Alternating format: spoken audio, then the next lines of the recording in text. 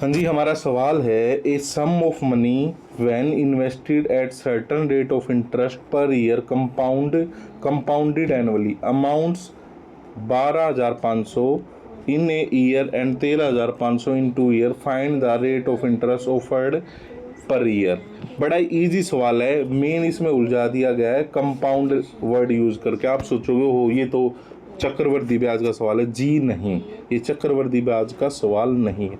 इसमें वो देखो, इसमें प्रिंसिपल नहीं दे रखा, हमें कोई जरूरत ही नहीं है।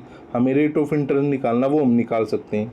ये जो पहले साल का अमाउंट दे रखा है जिसके अंदर ब्याज भी इंक्लूड है, कंपाउंड में क्या होता है, पहले साल का ब्याज और वो जो प्रिंसिपल है वो ऐड हो के उस पे फिर वो ब्याज लगता है ना। यही तो होता है ब्याज पे ब्याज। देखो, प्रिंसिपल पे आप 10% दे रहे हो, ठीक है, आपने जो इंटरेस्ट बन रहा है आपका इस प्रिंसिपल का, उस पे भी 10% दे रहे हो।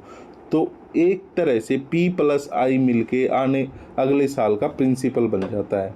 अब वो कितने साल के लिए चला लो, तो इन्होंने प्रिंसिपल प्लस पहले साल का अमाउंट दे रखा है, यही अमाउंट हमारा प्रिंसिपल है सेकंड ईयर के लिए, ठीक है। फिर इन्होंने क्या कहा कि भाई 13,500 हो जाता है।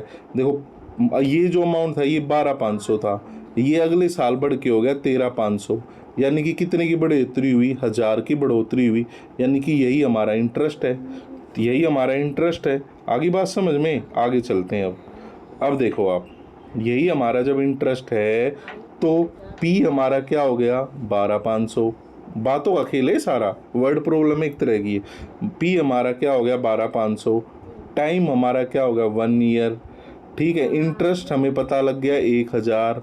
रेट ऑफ इंटरेस्ट हमें पता लगाना है, तो रेट ऑफ इंटरेस्ट क्या, इंटरेस्ट गुणा में 100 बटे में प्रिंसिपल गुणा में टाइम, तो 0 से 0, और ये 25 पंजे 25 चौका 5 8 8% हमारा आंसर है, ठीक है। चलिए आप